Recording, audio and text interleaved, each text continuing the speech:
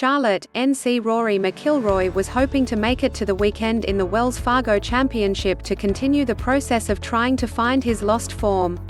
Instead, he ended a winless drought of just over 550 days by looking like the Rory of old, especially on a Quail Hollow course he seems to own.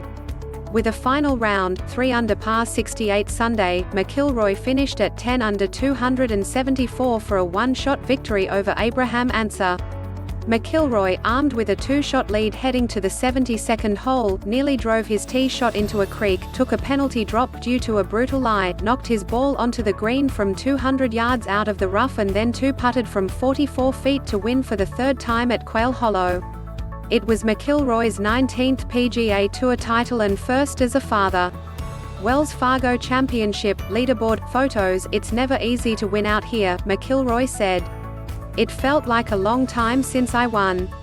It just feels awesome. This is one of my favorite places in the world." Adding to his emotional win was it coming on Mother's Day, and McIlroy was clearly moved as he saluted his wife, Erica, and mother, Rose, just after his winning putt dropped. McIlroy also was very appreciative of the Raws returning to golf as he struggled to play in the silence of the COVID-19 world. After he finished play on the 18th hole, he was serenaded with loud chants of "Rory, Rory, Rory. I thought I'd like the peace and quiet when we returned, but I missed the crowds," he said. "I feed off the energy so much." Ancer came charging with a final round 66. Overnight leader Keith Mitchell, 72, and Viktor Hovland, 67, finished 2 shots back to share third. Gary Woodland, 71, who said he hit rock bottom last week in the Valspar Championship due to issues with his hip, was solo 5th.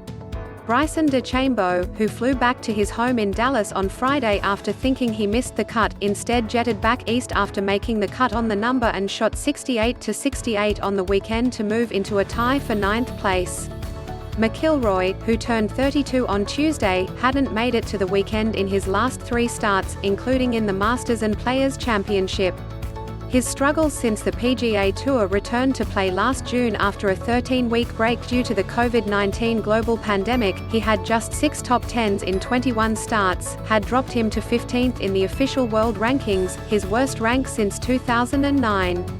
McIlroy recently brought noted swing coach Pete Cowen on board while staying with longtime coach Michael Bannon to help him sort through swing issues. McIlroy said he grinded the last 3 weeks and felt really good about his iron play when he arrived here. He also has eschewed his former bread and butter draw with the driver in favor of hitting fades with his biggest weapon. McIlroy still got the best of rugged Quail Hollow off the tee and overpowered some holes at times.